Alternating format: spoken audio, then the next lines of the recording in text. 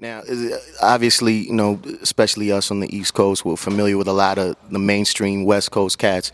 Paint the picture a little bit as far as the unity or lack of unity. Do a lot of the mainstream cats, so-called mainstream cats, show love with the underground, or is there really a division there? No, if you they're separated into um, East Coast, West Coast thing. If you were a real MC or real hip hop MC, then you're East Coast. People used to tell me all the time, "Oh, you rap like you on that East Coast style." Like niggas from my neighborhood, like you on that. I'm like, well, how is that from? You know where I live?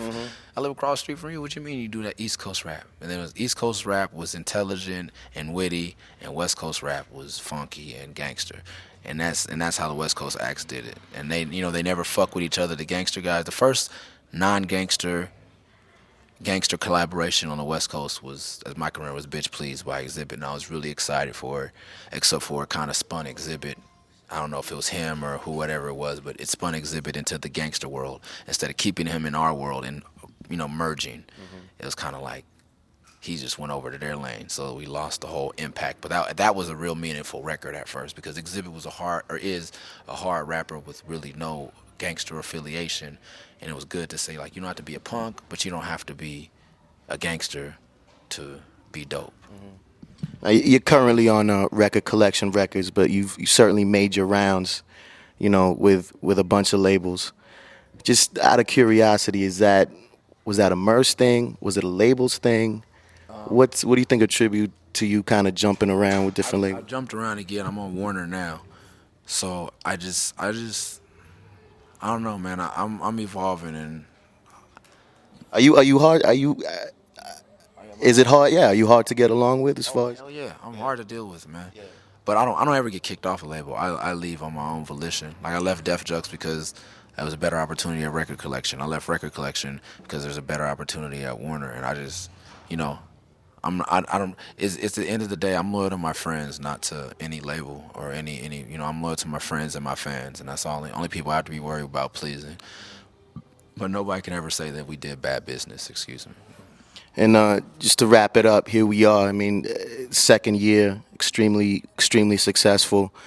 Talk about the future of paid dues, and this has got to be working on your last nerve. I mean, you're putting on the businessman hat. How stressful is this whole thing to put together?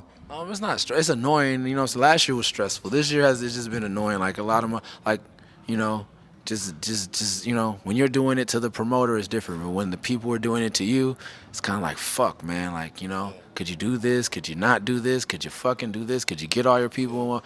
It's like but You're dealing with some divas as far as the artists. Is everybody cool? Oh yeah, no, definitely. There's always egos. It's always business. I learned that you have no friends, even in the underground. It's a lot less business, but it's definitely business. Motherfuckers will have said some outlandish shit to me because of their egos. There's been a couple people who have been cool through and through, no problems. You know what I mean?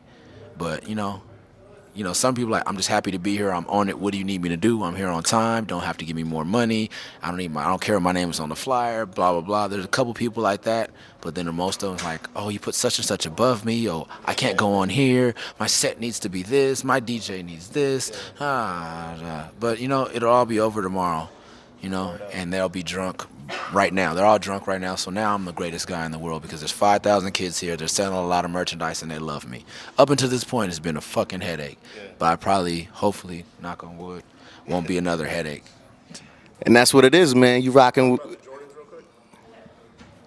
Oh, what you working with right now? Yeah, we have. I just bought these right now because I figure everybody's going limited edition, way left. I'm gonna go back to the traditional. Just buy the new J's. That's it.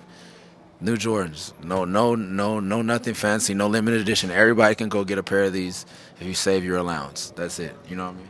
And that's what it is. The greatest man in the world. Catch him in the Cayman Islands, busting his elbows up, getting scratched up, and all that. It's Murs. Get familiar, man. Paid dues, 2007. Thank you. What up, though? This is Mercer checking out UGHH. I used to stalk Jean Grey on the message board. Peace, Mercer.